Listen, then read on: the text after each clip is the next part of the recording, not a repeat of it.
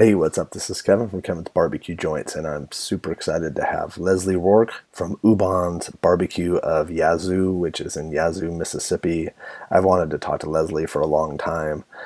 It's especially important because her father, Garry, recently passed, and if you know anything about Ubon's Barbecue, you know that it's Garry and Leslie and Garry, and they're a father-daughter team and father-daughter team when it came to the restaurant and the sauce and the Bloody Mary mix and everything that they do. And his passing was a big shock to a lot of people in the industry and a big blow to a lot of people in the industry because he was an important figure, and the two of them together were really special. And we get into talking about her father and what he meant to her as well as the barbecue industry, and about his progression and then her progression, how she got involved, and about their restaurant in Yazoo, Mississippi, and about their sauce and how special it is, and their Bloody Mary mix, and just chock full of so much stuff. It's really heartfelt, really wonderful. Leslie is just amazing to listen to. I know you're gonna love it. And this episode and podcast is sponsored by The Smoke Sheet, which is a barbecue newsletter, a weekly newsletter that is awesome, and you should sign up. It's at bbqnewsletter.com. I've been subscribed from the get-go, and every week that I get it, there's tons of information that I know about. There's barbecue joint openings and closures, which is good to know, so that way you have a heads up if you're traveling to a certain city and the restaurant is closed, or if there's a second location or whatnot within the barbecue joint world. There's also news on events that are coming up pretty far in advance, so that way you could sign up, book tickets, go to it.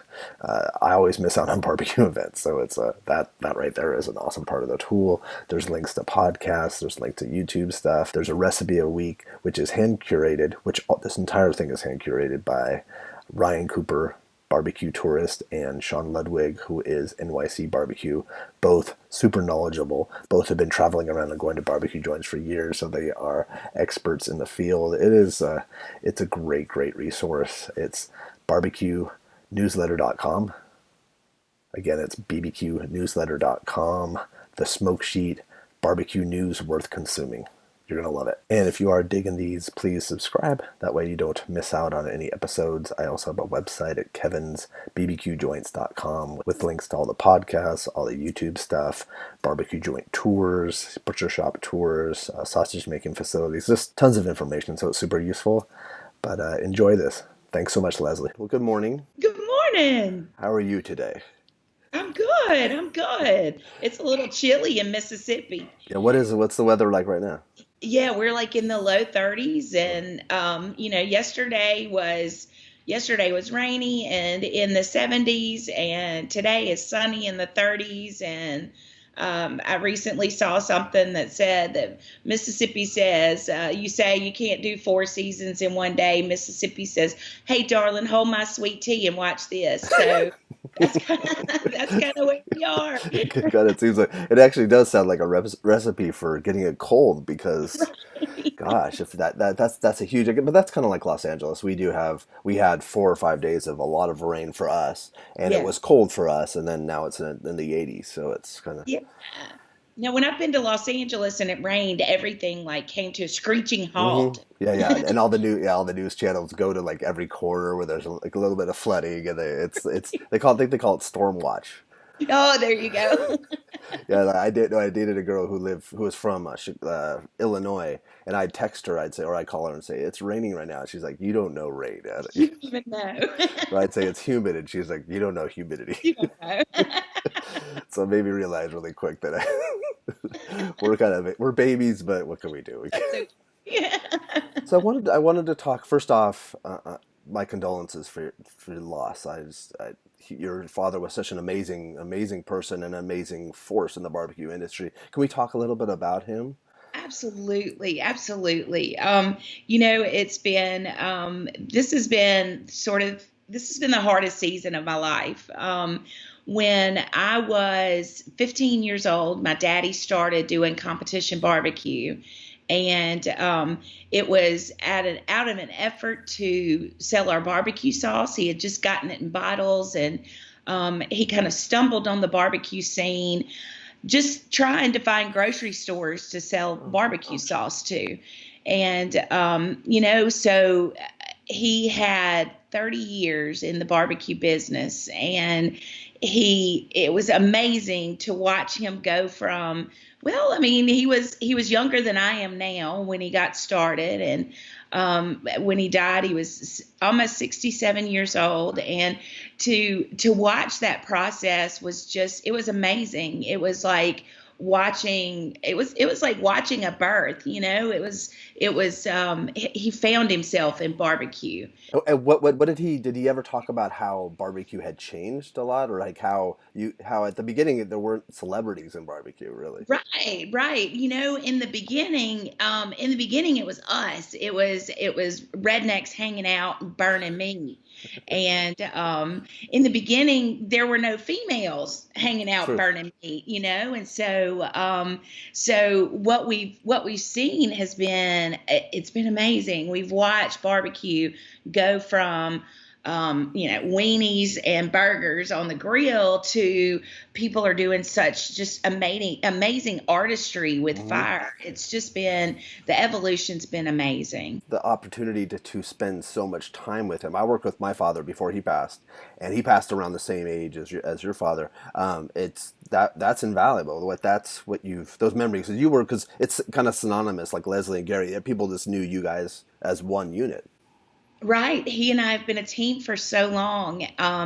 It's been really, really tough trying to figure out, like, what do I do next? And True. every time I get somebody contacts me about doing interviews or doing TV, or even just people coming in the restaurant every day, it's a process of, oh my goodness, it's not over yet. I can't believe it's not over yet.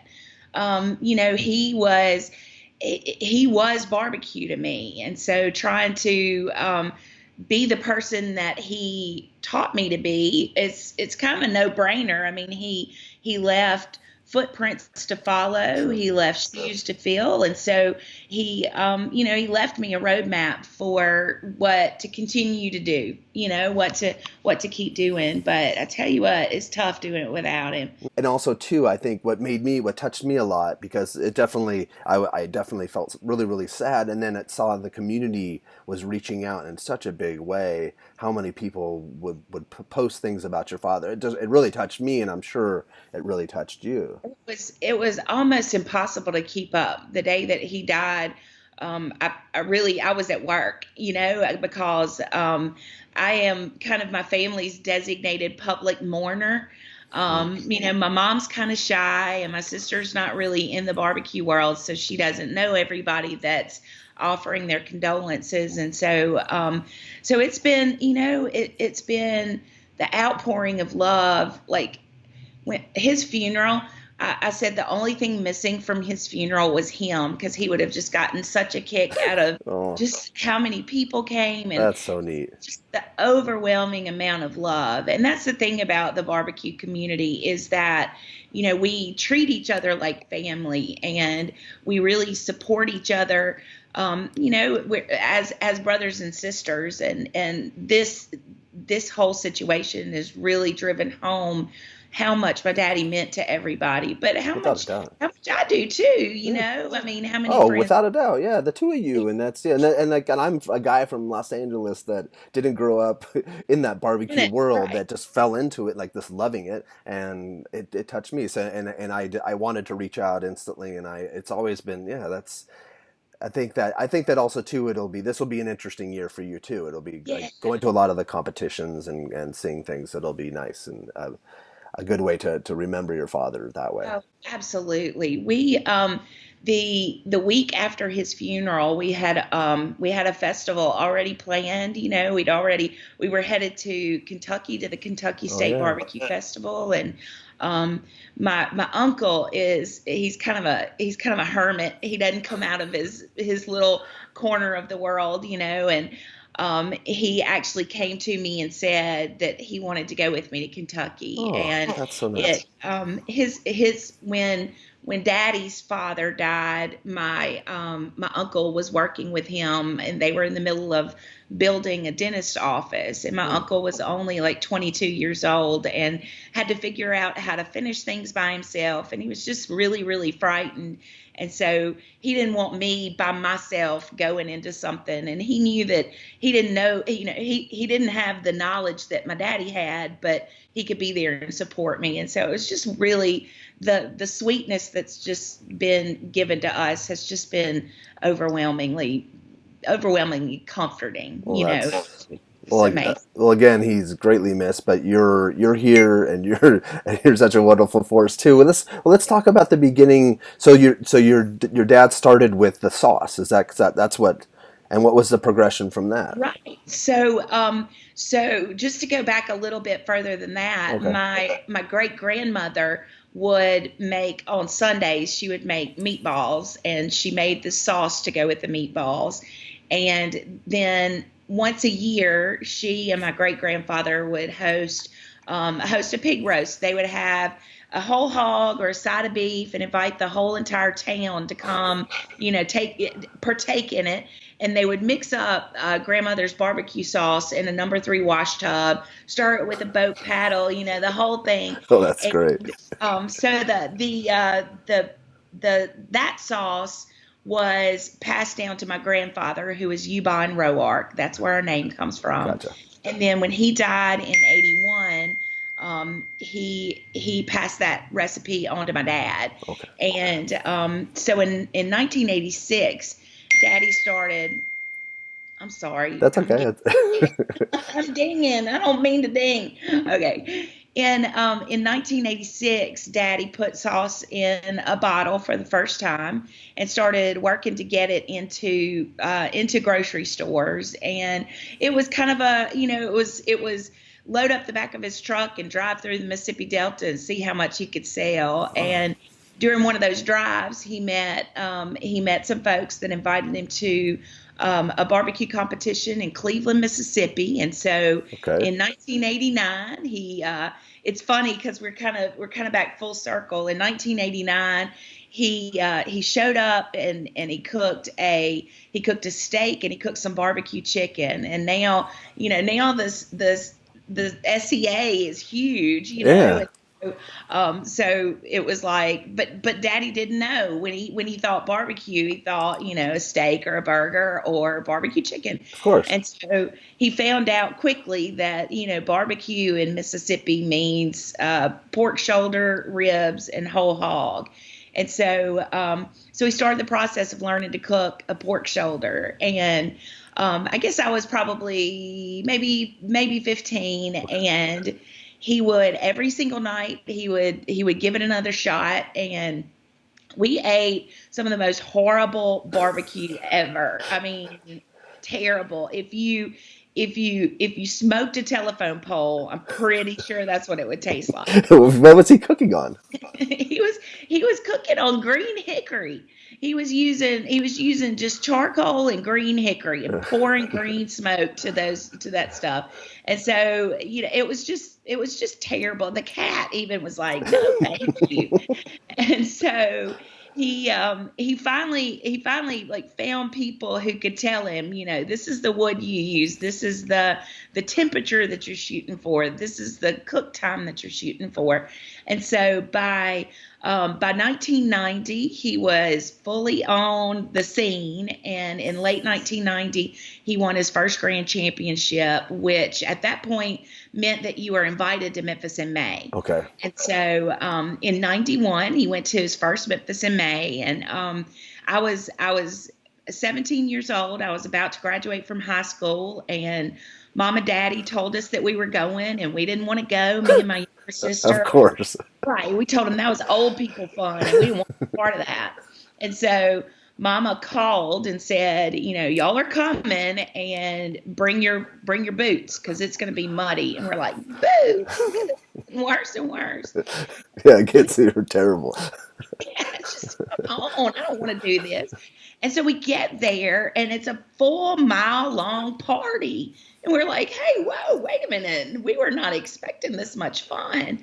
And it just sort of, from that point forward, I went to college and Daddy couldn't get me to come to Yazoo City, but I would go anywhere to cook any weekend that he wanted to. And so I think that was a part of the reason that we did so many runs, was because it meant that we could be together, Wow. And it was magical. So in those early days, there were people, because that's the early days of competition barbecue. That's Right. but there's a lot of people that are still doing it now that were Right. doing it then. When did you guys start to have some success in that? Because you won. What was the competition that he won to get into Memphis in May? Do you He remember? won. He won. Yeah, it was our local contest Oh, here in Yazoo City. It okay. was that one. I think he had cooked through, probably 6 or 7 through the Mississippi Delta area, and up in Clarksdale, up in right around Memphis. And so he was cooking mostly local. And that entry to Memphis in May was we thought we'd arrived at that point. And after, I think our first time on the stage at Memphis in May was in '96. We won first place, and it was just we were Yeah. What just was that like? oh my gosh. I mean, I've got a picture of us. We were wearing we called them our church's fried chicken shirts. They were these awful striped polo shirts, and we just I'm telling you, we just thought we were at the top of the heap at that point. And we knew we'd made finals. They call that top three, and our little group would say, "Don't say us, don't say us," and then they called the number two, and it wasn't us, and it was just like I had never experienced anything even close to that. It And was what does that mean? 'Cause that's incredible. What did that mean nationally? Did people start to recognize you guys a little bit more nationally, or was it not even that kind of Yeah, situation yet? not at all. At that point, we didn't have the internet. Oh, We didn't that's even true. have cell phones at that point. And so it was the commercial appeal in Memphis, and the Yazoo Herald in Yazoo City, and the Clarion Ledger in Jackson. And that was as big of a splash as it got. There was just, I mean, it was a huge deal to us. It wasn't a big deal to most people, because most people didn't even really have a clue about what was going on. True. And we continued from there. In 2004, Daddy and his partner opened Ubon's Restaurant. Was that in the back of your guys' mind, or was that the back of your father's mind, or? It really, I think Daddy had been a partner in a Dairy Queen. He wasn't like the managing partner. He had just been a partner in that. Oh, And he knew how hard it was. I think his big dream was to make a bazillion dollars off of that barbecue sauce. And, now we know every knucklehead with a bathtub has their own barbecue sauce recipe. of course. So they're all making it at their house. Yeah. Right, right. And so how do we compete with a a $6 bottle of barbecue sauce against a 98-cent one that you can dress up, Yeah. So we didn't know what we didn't know back then.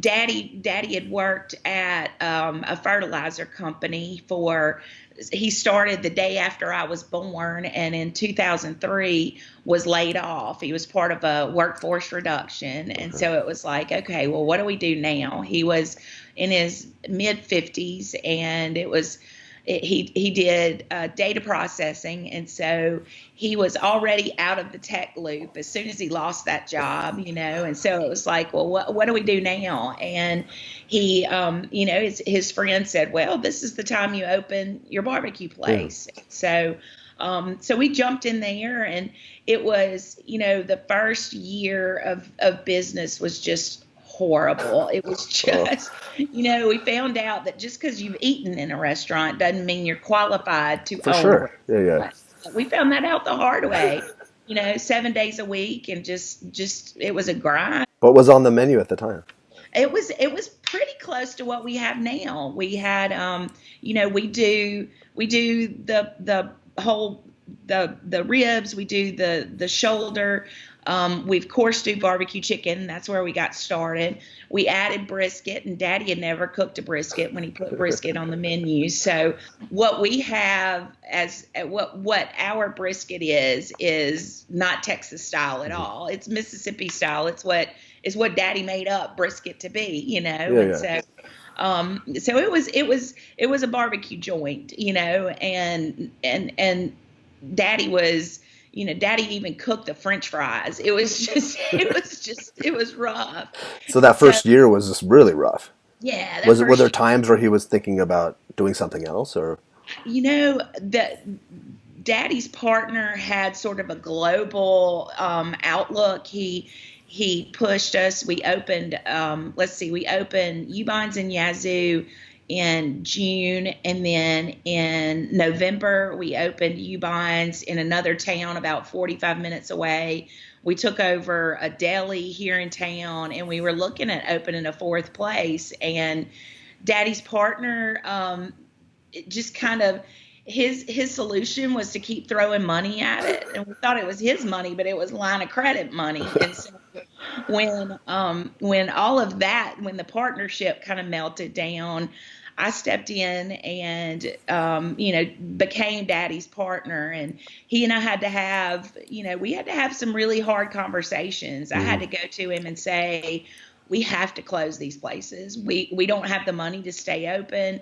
We have to close these Yeah, you places. have to And be smart. It's tough, though. It's really tough. right. And it sucks to have to, Daddy and I couldn't make eye contact because we were both so tearful. We were embarrassed. We were, we felt like we'd failed. I was depressed and went to bed, and it was a terrible, terrible time. And so once we got all of that stuff and just boiled it back down to, we are really good with the one restaurant. We make a great sauce. We'll continue to sell that, but let's focus on Yazoo.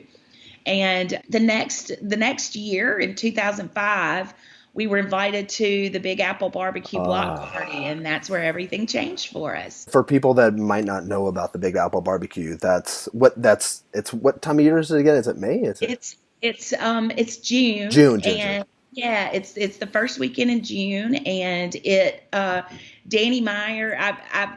I suspect that Danny decided to do this festival because he had a barbecue joint in New York, and he was doing real barbecue, but New Yorkers didn't know what real barbecue was. Blue smoke, right? Right, Yeah. blue smoke. And so in an effort to sort of educate people about barbecue, he brought in that first couple of years. I know Chris Lilly was there. Mike Mills was there. Ed Mitchell, was he there? Ed Mitchell was there. A guy named Ed Wilson from Connecticut was there. And so we stumbled into that when they invited us. I told Daddy, we can handle this. Me, my mom, my daddy, and my uncle drove up, and the first time that we pulled that rig into New York City was terrifying for them. And I they'd can never imagine. seen anything like that. We're riding through, and I'm like, look, there's this. Look, shut up. It's scary. There's no trees. It's all buildings. We're running red lights trying to keep up with the cops that are, giving us an escort. It's crazy. Oh, It was unbelievable. We got set up on the street, and we just. I remember looking out, and there just 100,000 people, literally, and 1,000 people standing in line to eat my barbecue, and my barbecue's not ready yet because good barbecue takes time. You can't pull it before it's Of course not. And by that Sunday at 4:00, I'd been pulling meat for 12 hours the day before, and had been doing it since 4 a.m. that day, and I had tears just rolling down my face. And my daddy said, "Baby, go sit down, have a rest." And I was like, "No, they're still in line. Look, I got a breakdown. Give the people what they want." But that's. I think I talked to someone else too about how the exposure. That's great exposure.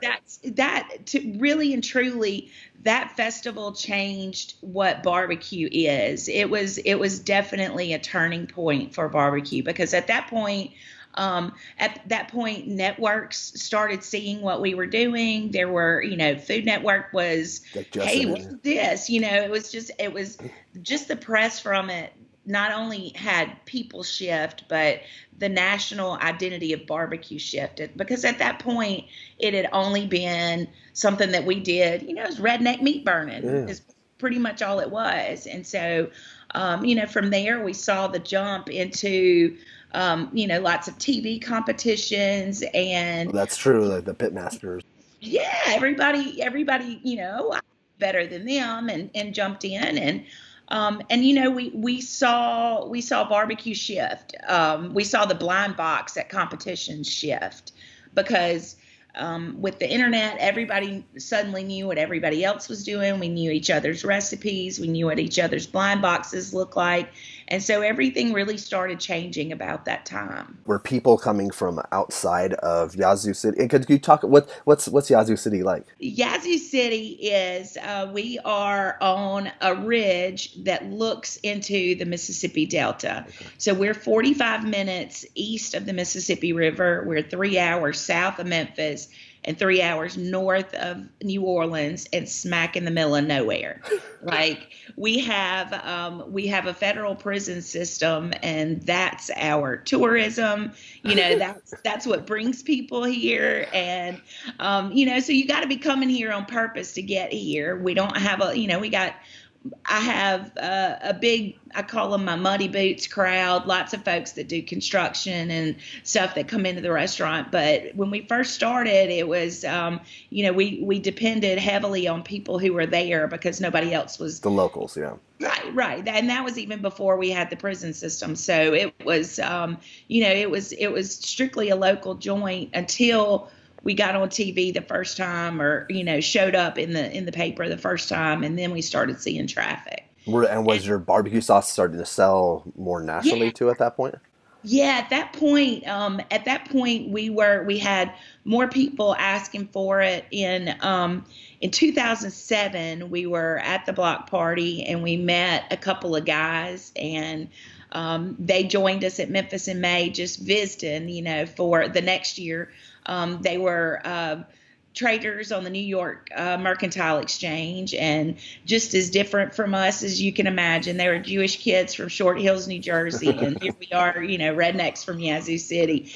And we met them, and they were just immediately our family. And I guess back in 2011, we decided to go into business together. And so me and Daddy and the Rosen brothers, Adam and David, opened a company called Ubon Sauce, and they took us to the next level. Gotcha.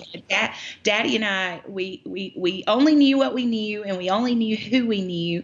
And we were smart enough to know that we didn't know how to go to that next step, So we met David and Adam, and we once we started selling barbecue sauce, we found out, oh my goodness, there's 1,000 on every single shelf, and we made our shift at that point to our Bloody Mary mix. Yeah, I was going to ask about that. Yeah, we added that line, and it's funny, when we started the Bloody Mary, selling Bloody Mary, that's been probably 4 years ago. There were maybe 10 of us, and we just heard that there were 80 in the most recent product review we did. Really? So it's 80 different varieties of Bloody Mary? Yeah, and that was just people trying to get into Safeway or whatever, That's amazing. It is. So I hope every knucklehead with a bathtub doesn't get a Bloody Mary recipe. Are you still working with them? Is that Absolutely. And at this point, we've got the barbecue sauce and the Bloody Mary mix all over Florida, Georgia, the Carolinas. We've got a good following in the Northeast. We're still sorting out, distributions, just issues, that kind of stuff that just goes with it. But people can buy it online. But people can buy it online, right? We always send people to our website. And I'll put links to all that, so that way people, because on the West Coast, it's not in any store, so Right, and that's strictly a function of distribution. It's made in North Carolina and it sits in a heavy glass bottle, and so we're working on some things that hopefully will get us out to the West Coast. We're trying some new stuff that'll help with our shipping stuff. Being in a glass bottle is just it's tough. You No, you no, it lose. is tough. It's nice to have it in a glass bottle. Right, but you lose a lot of product that way. Oh yeah, that's true. That is true. Yeah, yeah, for sure. And so now, so what is Ubon's, and is it Ubon or Ubon? It's Ubon. Ubon, okay. Granddad was his he was named for the doctor that delivered him, but the doctor that delivered him was Ulysses Bond, and Oh, UBON was as close as she could get. So he was the only Ubon I ever heard oh, of. that's good. That's great. Hey, that's good to know because I'm sure it's mispronounced every so All the often. time, all the time. We get Ubons a lot, Yeah, and and I think in my head I do it Ubon instead of Ubon's right. Ubon. Well, my partner tells people you don't call it Utah, right?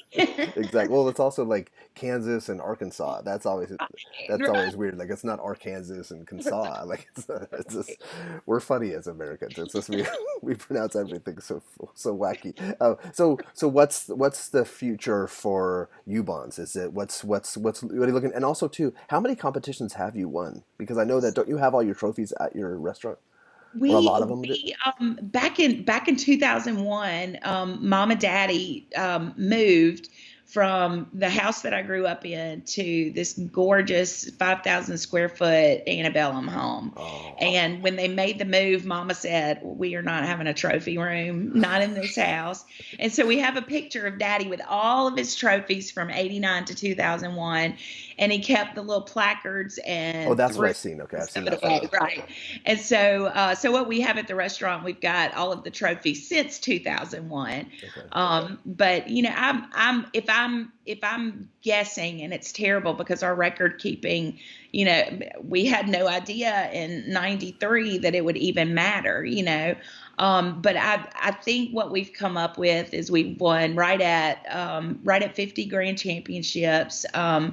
Our most recent back in October, that was a sweet win. Yeah, The uh, the the very first competition Daddy cooked was Cleveland, Mississippi Oktoberfest in 1989, and in Cleveland, Mississippi Oktoberfest 2018, we were the grand champions, and that so sounds amazing.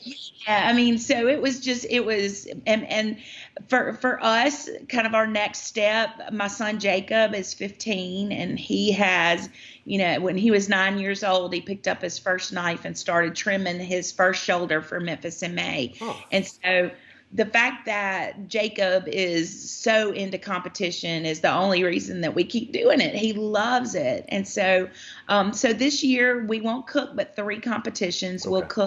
cook at Hogs for the Cause in New Orleans. That's a fundraiser for kids with brain cancer. And we'll cook at Memphis in May because we'll always cook at Memphis in May until I go to my very grave. And this year we'll have our 30th anniversary in Cleveland, Mississippi. So that'll be the last one I ever cook. That'll be where I retire. Now I'm not planning on that anytime But soon. when you But do retire, that will be your last yes, cook. That's yes, nice to do it that way. it's where we'll end.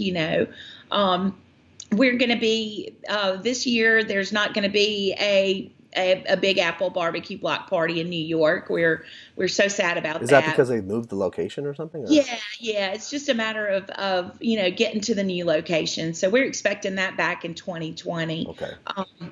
We'll be cooking in Kansas City. There's going to be a new festival this year in Kansas City. Oh, The guys that do Q in the Lou in St. Louis and the Denver Q Festival in Denver are going to be doing one in Kansas City. And we're going to Idaho to cook at I can't remember the name of that event. I'll have to send it to you. that's okay. Yeah, yeah, I'll add it. But we're going to cook in Idaho. We will be at the Windy City Smokeout in Chicago. So we've And those still are got, cooking. Those are cooking for fun, right? Those ones. yeah, those are eating Yeah. festivals. And so what we'll do is we'll go the block party, we cooked 18,000 chicken wings in 2 days, so it's not quite that much at these other festivals, but it's, we'll cook, 1,000 pounds of chicken a day for 2 or 3 days. And Windy that's, City looks like a lot of fun. That one oh looks. boy, that one is, it's such a, like, start to finish. Those guys that Let Us Entertain, what they're doing, and not just the music, and the music is amazing, but every single bit of it, the beer, the bourbon, the barbecue, all of it. People come from all over, a lot of different people, and then also a lot of pit masters and cooks come from Italy. Yeah, it's a collection of some just seriously, Sam Jones, Pat Martin, Right, South Street. I mean, it's like the who's who of barbecue. Don't some guys come from Texas too? I think there's some Texas guys. Salt Lick. Yeah, the Salt Lick. We last summer a big group of us traveled. We did the Big Apple block party in New York, and then the very next weekend we were in Denver. And so we laughed because just the pictures, it was like a circus traveling across the country, one following the next. And oh, that's great. So we use the term barbecue family, and we mean it very tightly. The people that are on that festival scene with us are definitely, as close as any family that I've got. They were, and looping back around to my daddy, I couldn't believe the people that came to Yazoo City. Like, only my daddy could get Billy Durney, Sam Jones, and Pat Martin to Yazoo City at one time. It was sad, but it was also just like, it was star-studded, It was amazing. It was amazing. And those are some of the best people on the planet. Right. But they're also like the mega stars of our exactly of what we do, right? And I'm blessed to call those people friends. I'm also blessed to call the guys that are not in the restaurant scene, that are weekend warriors out there. I'm blessed to call them my special friends too. Oh yeah, definitely. It's the community it's bigger than it's ever been, and it's exciting to see it grow. And it's still growing, which is amazing. Yeah, absolutely. And there's like a huge movement. There are more women than there have ever been. Which is amazing. Great. Yeah. Yeah. And then there are more kids than there have ever been. Just my son Jacob's got 10 or 15 friends that are his age that are cooking every weekend. And so knowing that 10 years, 15 years, it's going to keep evolving is exciting to me. Makes me happy, yeah. Yeah, me too. I mean, I won my first grand championship at 19 in 1992. I was the first female to win on the Memphis and May circuit. And to have come from that, when there wasn't even a road, to now we're on a super highway, it's just it's amazing. And the opportunities are there now. They're there for sure. Yeah, and they're there for everybody. That's the best part, is that, barbecue is so inclusive. Everybody's welcome. It doesn't matter about race, creed, religion. None of that stuff matters. If the biggest argument you have is whether you like Texas style or North Carolina style, there's no contention in that, And that's great. Those are great conversations. Yeah, it brings world peace. I think so. A little briquette at a time. If someone's visiting Yazoo City, is it Yazoo too? I think I get that wrong. It's Yazoo, yeah. That's just because we're rednecks. If they're that's okay. It's in my. I have that in my soul anyway, so it's creeping out. So what is is there an opportunity to see you most of the time? Are you there at the restaurant? Unless I'm at the at a festival, I am at Ubons every day. We've got it's taken a long time, but my staff there, the lady that's my manager when I'm gone, has been with me since we opened. Oh, that's great. Her counterpart in the kitchen worked for us for 6 or 7 years and left for a while, and she's back. Terrence is my fry master that's on the road with me. Well, 10 years ago now, he stopped by to visit his mama, who's Miss Deborah, who's my manager. He stopped by to say hello to her and walked out of the door and came back in and said, "Are you hiring?" And I said, "If you want to come to work for me, I will fire the knucklehead in the kitchen right now." And he was like, "All right, I'll see you tomorrow." And I'm like, "Yes." And so he was passing through, only going to stay That's for a hilarious. year or so, and he's still here. We're a family, and I'm the least entertaining of everybody that works up there. So I highly doubt that, but that's interesting. So people should stop by, and it's a great place to hang out. And what are the hours? we're open 7 days a week for lunch. On Friday and Saturday, we're there from we open at 11 and close at 9. So we have a blue plate special. In a small town, you got to make sure that people aren't going to eat barbecue every day. So we've got some good old country stuff every single day. I can't wait to go see what today's Thursday. It's feast day. And so that means it's whatever my TT wanted to cook, and you can promise it's going to be good, good, good. So Gosh, I want to visit so badly. I know, man. She'll have cabbage greens, and she'll have mac and cheese, and I go in and I don't know what she's got. Some days it's rutabagas. I mean, it can be anything. So yeah. So even if I'm not there, the entertainment is definitely on with TT there, with Terrence there. So you said it's 3 hours from Memphis? Yeah, So three that's not hours. too bad. It's not. No, it's we get a lot of people that will, if they're doing a barbecue road trip, they'll hit Memphis, maybe hit the Memphis Barbecue Company, come down, eat with us at Ubon's, slide on down and hit the Shed in Ocean That's what I was gonna Springs. say. Yeah. Yeah, and then loop back up and catch Chris Lilly, or loop the other way and catch some cool stuff in Texas and Louisiana. That's So, perfect. That's perfect. So you yeah, should be like a destination, and that's another reason why I want to talk to you, so that people, to highlight where you guys are, because then that way it gets in people's mind that this is right, where to stop. right.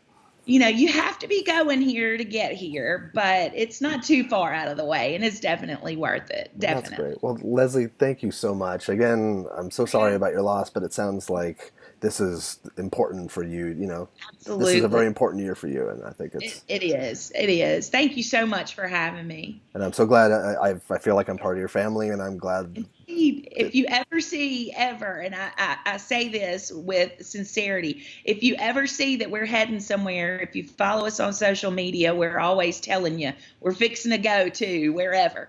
So if you ever see us headed anywhere that you want to go, consider this your invitation. All right, Come on, join. thank you so much, and yeah, have a great rest of your week. Thanks so much. I Thank so appreciate your time. Anytime. Take care. Thanks.